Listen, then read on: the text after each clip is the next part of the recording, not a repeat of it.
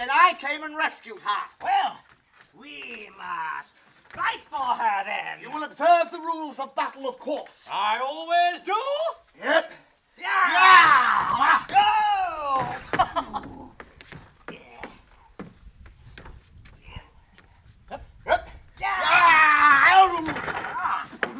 I wonder now what the rules of battle are. One rule seems to be that if a knight hits the other, he knocks him off his horse. And if he misses, he tumbles off himself.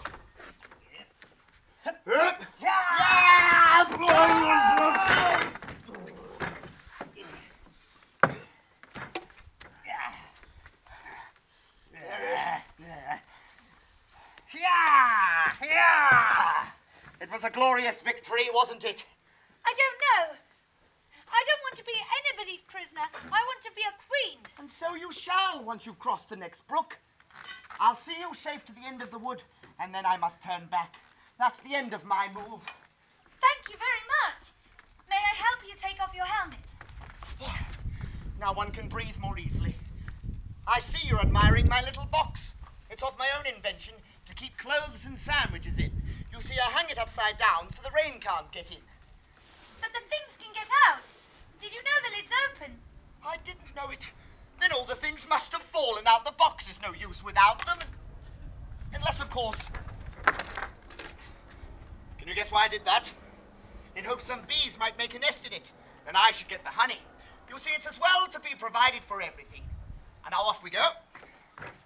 As I said, I'll see you safe to the end of the wood. Well, off we go.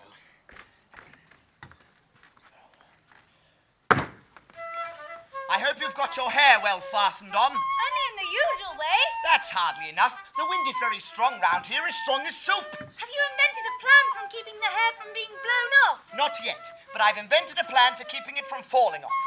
First, you take an upright stick. Then you make your hair creep up it like a fruit tree. Now, the reason hair falls off is because it hangs downwards. Things never fall upwards, you know. It's a plan of my own invention. You may try it if you like.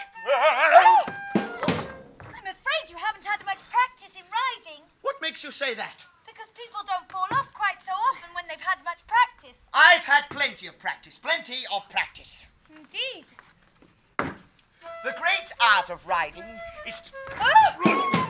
I hope no bones are broken. None to speak of.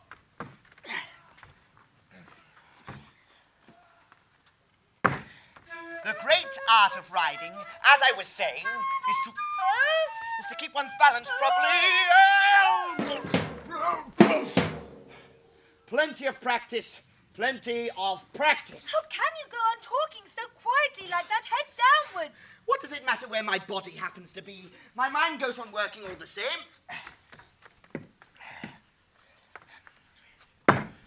Now, the cleverest thing of the sort that I ever invented was a new pudding during the meat course. In time to have it cooked for the next course? No, not the next course. No, certainly not the next course. Then it would have to be the next day. I don't suppose you could have 2 pudding courses in one dinner. No, not the next day, not the next day. In fact, I don't think that pudding ever will be cooked. In fact, I don't think that pudding ever was cooked. And yet it was a very clever pudding to invent. What did you mean it to be made out of? It began with blotting paper. That wouldn't be very nice, I'm afraid. Not very nice alone, but you've no idea what a difference it makes, mixing it with all sorts of things, such as gunpowder and sealing wax. And here I must leave you. You are sad. Let me sing you a song to comfort you. Is it very long? It's long, but very, very beautiful. Everybody that hears me sing it, either it brings tears to their eyes, or else... Or else what? Or else it doesn't, you know. The name of the song is called Haddock's Eyes. Oh, that's the name of the song, is it? No, you don't understand. That's what the name is called. The name really is The Aged, Aged Man. Then I ought to have said so that's what the song is called. No, you ought, and that's quite another thing. The song is called Ways and Means, but that's only what it's called, you know. But what is the song, then? I was coming to that. The song really is A Sitting on a Gate, and the tune's my own invention. Ra-pa-pum, pa-pa-pa-pa. But that tune isn't Ra-pum, pa-pum, pa-pa. I'll tell thee everything I can. There's little to relate. I saw an aged man a-sitting on a gate. Who are you, aged man? I said, and how is it you live? And his answer trickled through my head like water through a sieve. He said, I look for butterflies that sleep among the wheat. I make them into mutton pies and sell them in the street.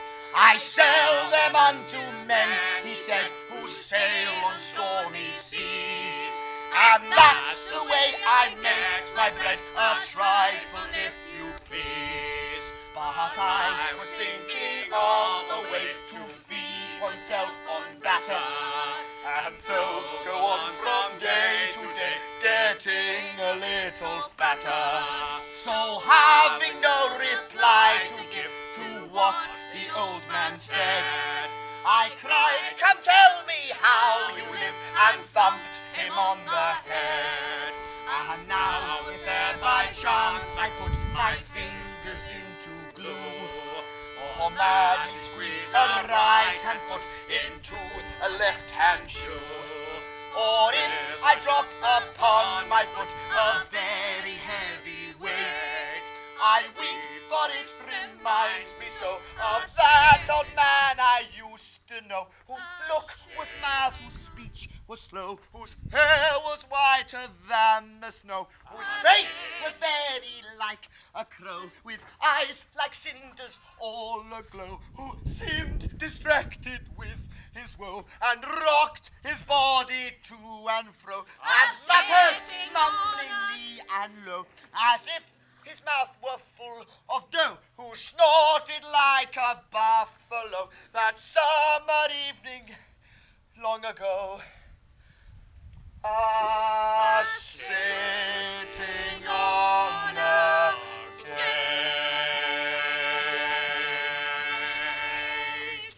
You've only a few yards to go, down that little hill, over the next brook, and then you'll be a queen.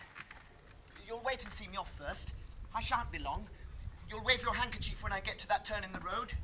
I think it'll encourage me, you see. Of course I'll stay and wait.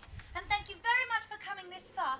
And thank you very much for the song. I liked it very much. I hope so, though you didn't cry so much as I thought you would.